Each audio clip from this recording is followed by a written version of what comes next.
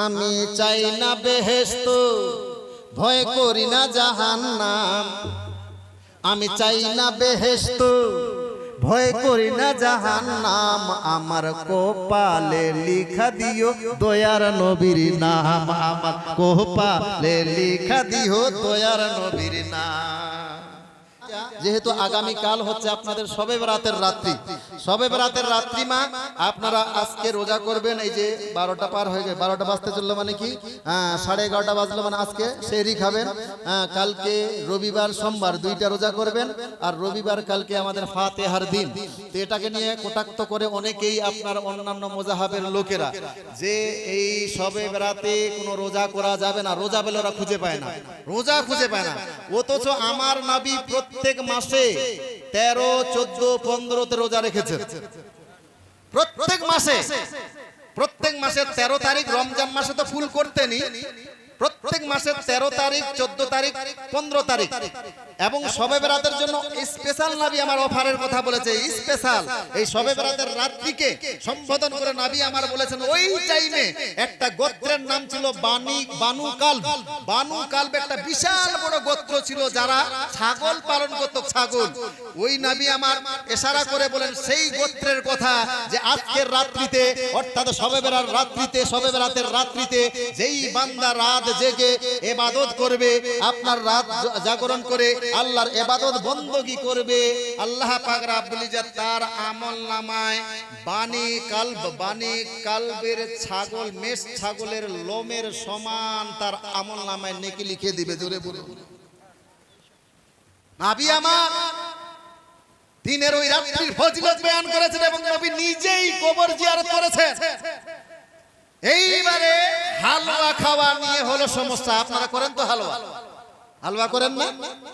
হালুয়া খেতে গেলেই আপনার বেদাত, হালুয়া খেতে গেলেই আপনার কি বলে শিরিক। কি ব্যাপার, খাবার খেলে শিরিক হয়ে গেল? আল্লাহর সঙ্গে কাউকে শরীক করলে না শিরিক হবে? খাবারের মধ্যে শিরিক কেমন করে হলো রে ভাই? খাবারটা কি করে বিদআত হলো? হালুয়া খাওয়ার বিদআত, হালুয়া খাওয়াটা কি করে বিদআত হতে পারে? এরকম তো বহু খাবার আছে যেটা নবীর যুগে ছিল না, সেই খাবারটা নিয়ে তো কখনো মুখ খুললেন না। আরে ভাই বহু জিনিস খাই, আমার নবীর যুগে আপনার ফুলকপি ছিল না, ফুলকপি খাই না আমরা। টমেটোর ছিল না, টমেটোর খাই, এইগুলো নিয়ে তো বললেন না। আমার নবীর যুগে আপনার এই বাচ্চাদেরকে চকলেট কিনে দিচ্ছে না, ললিপপ চকলেট। এই ললিপপ চকলেট কি খাওয়া যাবে? এটা কি নবীর যুগে ছিল? কই এটা নিয়ে তো কেউ বললো না যে ললিপপ চকলেট খাওয়া আপনার বিদআত। আপনার ক্যাডবেরি চকলেট খায় না আমাদের ছেলে মেয়েরা, আপনার কি বলে ডেরি মিল্ক, তারপরে আপনার কি বলে ডেরি মিল্কের চকলেট খায়। এইগুলো নিয়ে তো কেউ আপনার কি বললো না যে এটা আপনার বিদআত খাওয়া। আপনার কুরকুরে আমার নবীর যুগে ছিল? মোটু পাতলু এগুলো ছিল আমার নবীর যুগে?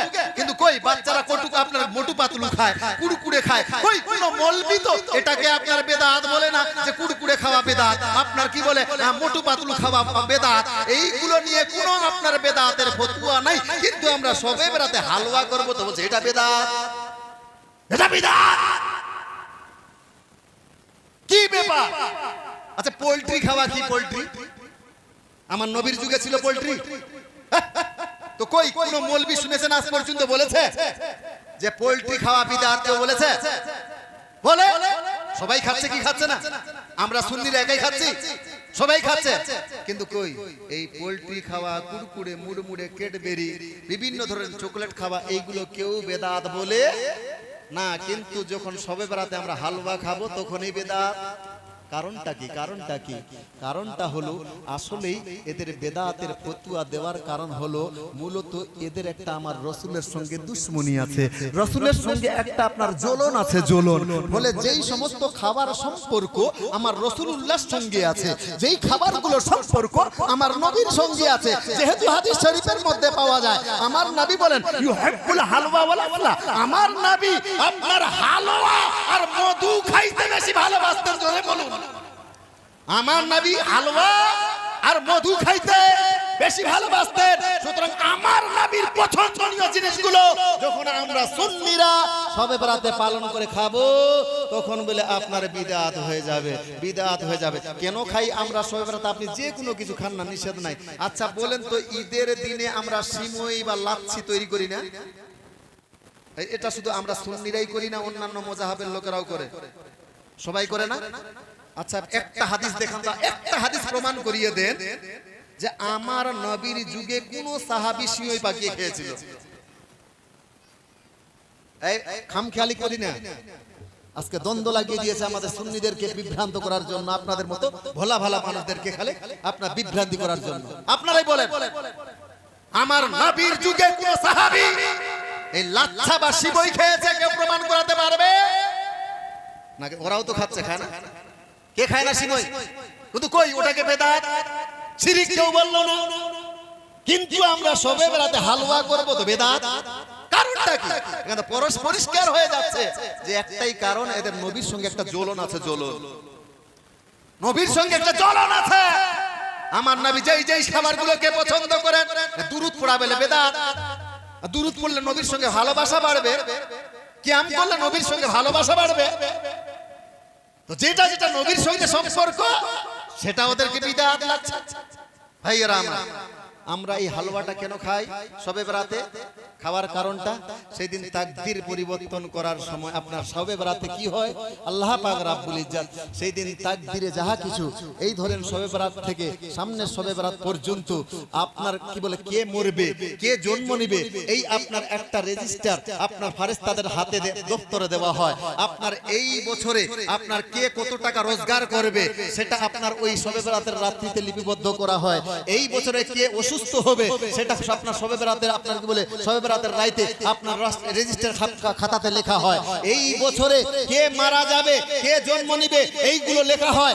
এই বছরে কে কোন রুজিক খাবে, কে আপনার না খেয়ে মারা যাবে, কে অনেক টাকা রোজগার করবে, সব কিছু এই শবে বরাতের রাত্রিতে আপনার লেখা হয়। এরই জন্য আমাদের ইচ্ছা হলো যে আমরা সেই ফাতিহা আপনার শবে বরাতের রাত্রিতে আমরা ফাতিহা করব, যে আল্লাহ আমাদের এই শবে বরাতের শুরুতে আমরা যে ভালো কাজ দিয়ে স্টার্ট করলাম, আল্লাহ সারাটা বছর যেন আমরা এইভাবে ভালো ভালো কাজ দিয়ে আপনার কাটাই, এবং আল্লাহ এই শবে বরাতের শুরুতে আমরা যেই ভালো খাবারটা খেলাম এই খাবারটা যেন সারাটা বছর আমরা খেতে পারি। আল্লাহর কাছে দোয়া করব। এইবারে ভালো খাবার কোনটা, ভালো খাবার আপনি কোনটা কোনটা বলবেন? এইবারে বলবেন যে মৌলানা হালুয়া তো ভালো খাবার নয়, আমি তো বিরিয়ানি পছন্দ করি। আপনি বিরিয়ানি পছন্দ করেন, কিন্তু কোনো বাপজি আছে না এর মধ্যে যে আমি বলছি আমি বিরিয়ানি পছন্দ করি না, আমি তো পোলাও পছন্দ করি। আপনাদের মধ্যে কেউ বলছে যে আমি কিন্তু পোলাও এমনিতে পছন্দ করি না, আমি খাসির মাংস পছন্দ করি। কেউ বলেন যে আমি গরুর মাংস পছন্দ করি, কেউ বলছেন আমি পোল্ট্রি পছন্দ করি, কেউ বলছেন আমি ডিম পছন্দ করি, কেউ বলছেন আমি কি বলে আপনার মুরগার রান পছন্দ করি। সবারই মধ্যে বিভাগ, আপনার সবাই এক ধরনের খাবার পছন্দ করে না। কেউ গরুর মাংস পছন্দ করে, তো কেউ আপনার মুরগার মাংস পছন্দ করে না, কেউ আর মুরগার মাংস পছন্দ করে, তো গরুর মাংস পছন্দ করে না। তো আমাদের মধ্যে পার্থক্য আছে, আমাদের পছন্দটা আমরা আজকে দেখব না। আমাদের পছন্দটা যদি নিয়ে আসে ফাতিহা করি তাহলে অনেকগুলো আপনার রান্না করতে হবে, যার জন্য আমরা কাউর পছন্দ না দেখে আমার রাসূলুল্লাহ যেটাকে পছন্দ করেছেন ইউহিব্বুল হালওয়া, আমার নবী হালুয়াকে পছন্দ করতেন বলে আমার নবীর পছন্দের খাবারটা নিয়েই ফাতিহা করি। জোরে বলে, কারণ আমাদের মধ্যে তো বিভিন্ন খাবার খাই না, সবারই পছন্দ এক নয়। ফলে আমার নবীর পছন্দের খাবারটা নিয়ে দোয়া করছি, আল্লাহ সারাটা জীবন যেন আমরা এইভাবে পছন্দনীয় খাবার খেতে পারি। জোরে বলে, যেহেতু শবে বরাতে আপনার রিজিক নাজিল করা হয়। ভাইয়েরা ইনশাআল্লাহ আগামীকাল আসেন, আরো আপনাদেরকে এই বিষয় নিয়ে বিস্তারিত আলোচনা করব।